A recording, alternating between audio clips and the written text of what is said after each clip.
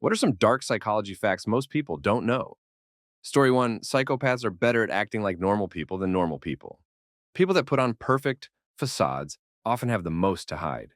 It's why I trust people who are more raw and real with their past and self than those who aren't.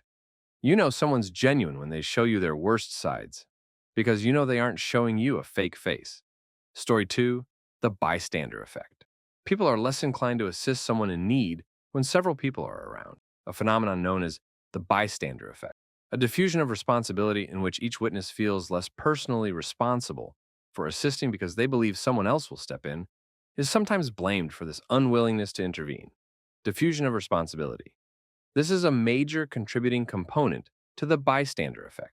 Each person may feel less individually responsible for their actions when there are many individuals around. They can believe that the matter is not urgent enough to require action or that someone else would. Story 3. You can have an acute psychotic break at any time. Most people who are psychopaths don't end up serial killers. They are the ones who scam, con, steal, and harm others with little to no regard to the people they victimized. They view negative consequences as inconveniences, as opposed to an actual punishment. Story 4.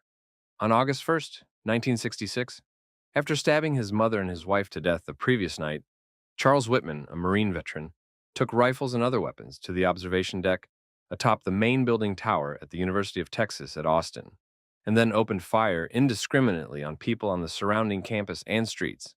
Over the next 96 minutes, he shot and killed 15 people, including an unborn child, and injured 31 other people. The incident ended when two policemen and a civilian reached Whitman and fatally shot him. At Whitman's violent impulses, with which he had been struggling for several years, were likely caused by a tumor found in the white matter above his amygdala upon autopsy. Story 5, I studied political psychology. A lot of it is how to manipulate voters.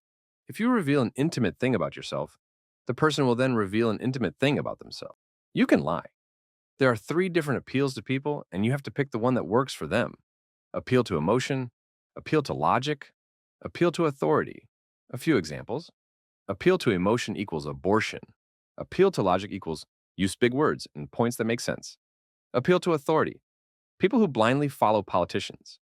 Story 6. Like a virus, emotional contagion can spread. Emotional contagion is the term used to describe how people instinctively imitate the feelings of people around them. Subconsciously, when someone exhibits unhappiness, anxiety, or rage, it might cause others to feel the same way.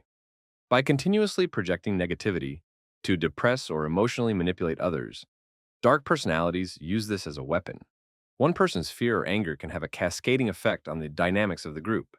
This is particularly risky in online settings because sentimental content proliferates more quickly than logical discussion. Story 7. Addictive behavior is produced by intermittent reinforcement. This psychological concept clarifies why people continue to live in harsh or poisonous situations. A stronger psychological attachment is produced when rewards, such as affection or admiration, are offered in an unpredictable way. The same way that compulsive gamblers continue to play slots because they think they might win anytime. Victims of manipulative relationships continue to hope for the occasional act of compassion. This reinforces the abuser's control by establishing a deep cycle of dependency in which the brain grows, dependent on the emotional highs and lows. Story 8. The foot in the door method develops control. Slowly, small favors or requests are frequently the first step taken by manipulators. The foot in the door technique is a strategy that increases the likelihood that someone will comply with larger actions after they have complied with a smaller one. When a toxic buddy asks you to lie for them, just this once, for instance, they may later go on to urge you to cover for more serious behavior. Because of the subconscious drive to maintain consistency with past behavior, the progressive rise makes it more difficult to say no. Story 9. Is emotional blackmail guilt tripping? Dark personalities employ guilt, a strong emotion, to coerce others into doing things they don't want to. To instill a sense of duty, they can say something like, I thought you cared about me, or after everything I've done for you. This tactic coerces victims into complying because they feel morally compelled to do so, not because they agree. This type of emotional blackmail makes the target feel accountable for the emotions of another person. Story 10. People will deny reality to preserve their ego. Cognitive dissonance is the discomfort that arises when two opposing beliefs are held. People frequently dismiss data, twist logic, or reject facts in an attempt to ease this discomfort, particularly if it contradicts their perception of themselves. Manipulators take advantage of this by introducing damaging beliefs that fit the victim's identity or ideals.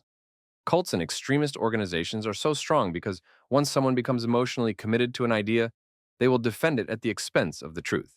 Story 11. A lie seems real when overexposed.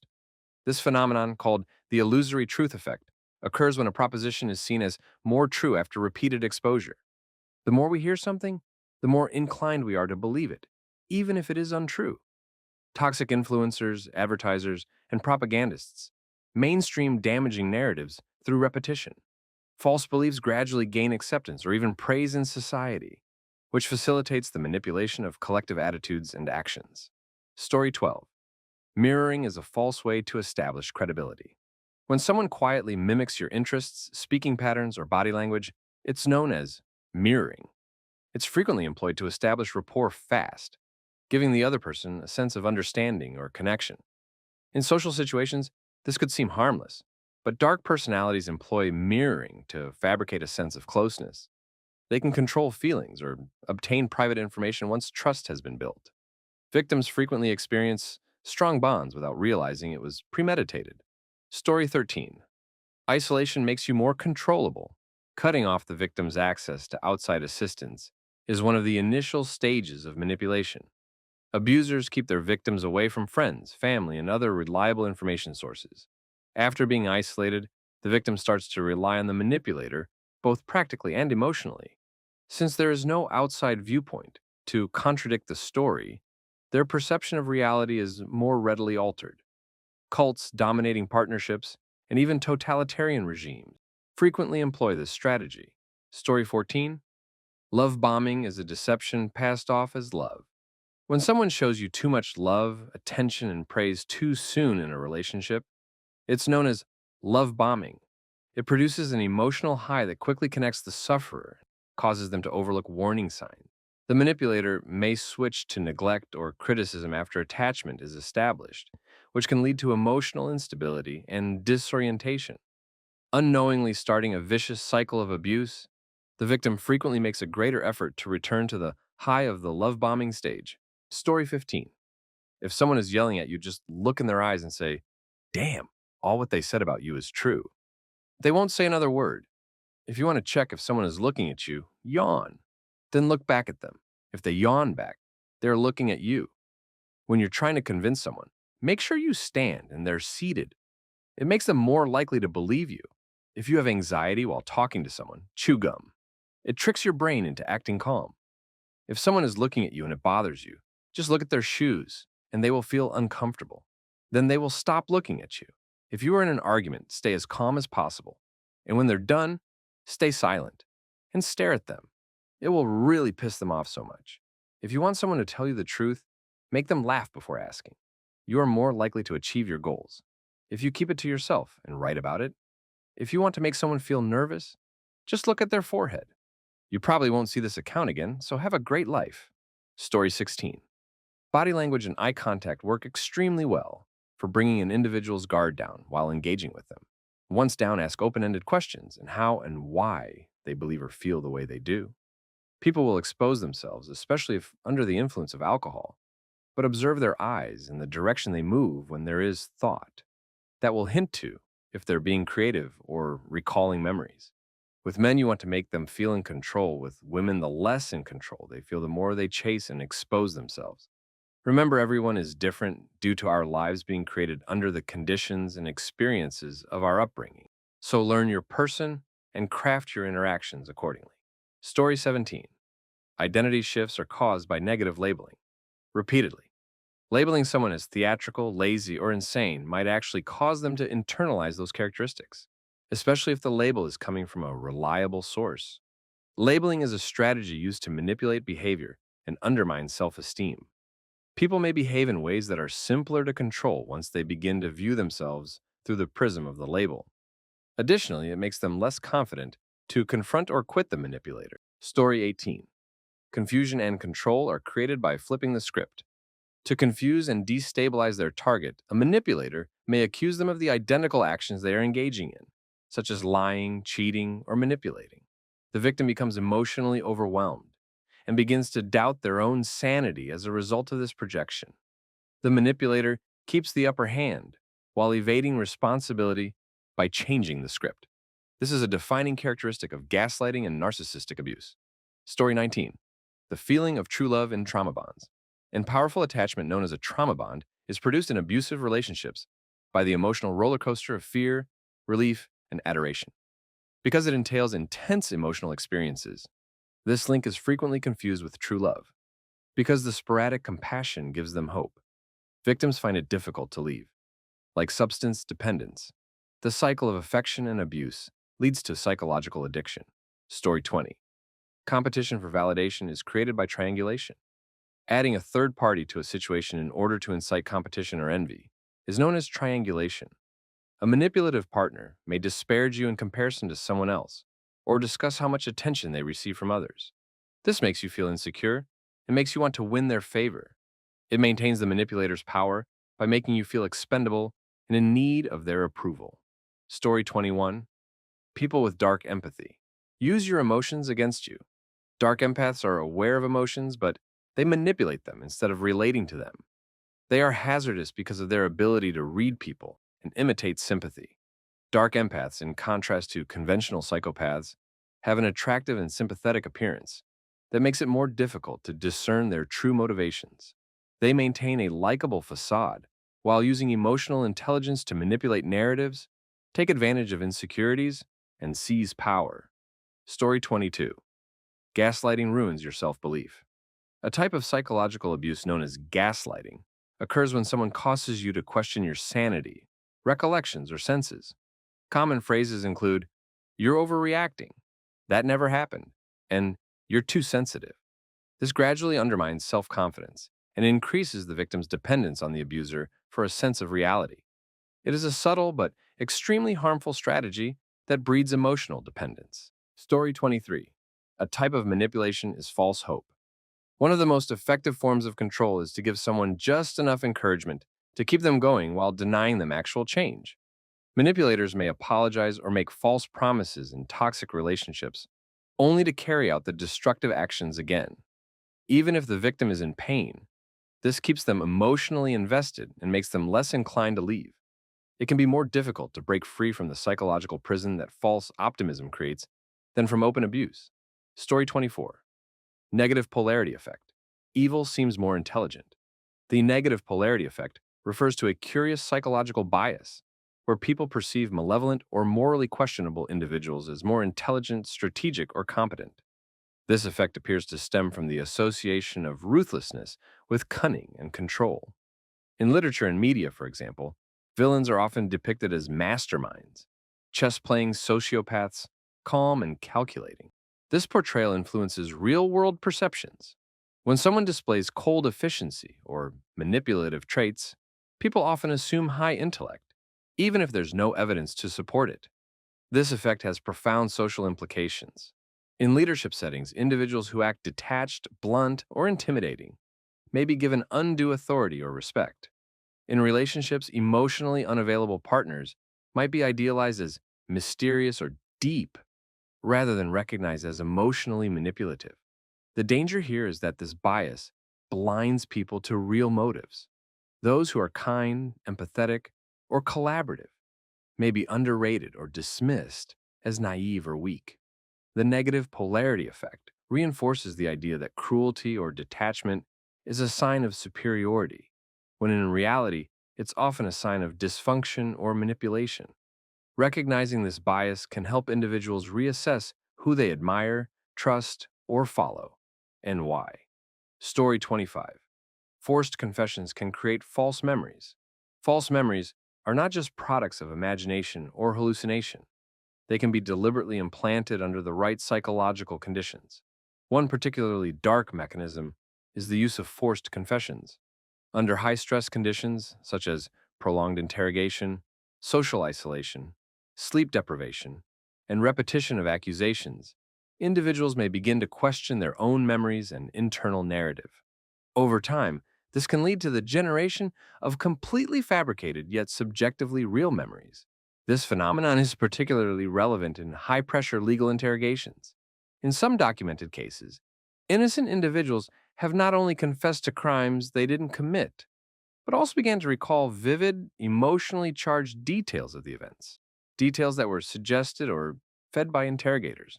The process taps into the brain's natural suggestibility and neuroplasticity, especially when it's in a vulnerable state.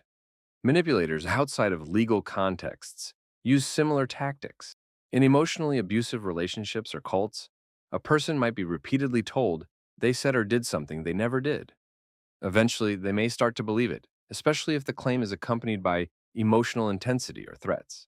Understanding this mechanism is vital in protecting oneself from psychological coercion and reclaiming one's reality after such experiences. Story 26. The most perilous tricksters cause you to question your gut feelings. Persuading someone that their intuition is incorrect is one of the more subtly used methods of control. You start to doubt your inner voice when a manipulator continuously ignores your instincts or claims to know better. You eventually become less capable of making judgments for yourself and more dependent on their advice. As a result, one becomes less independent and more vulnerable to more intense control. Story 27. Emotional insight is used maliciously by dark empaths. The idea of a dark empath contradicts conventional wisdom that regards empathy as a strictly altruistic quality. Dark empaths are highly skilled in detecting and comprehending the emotions of others.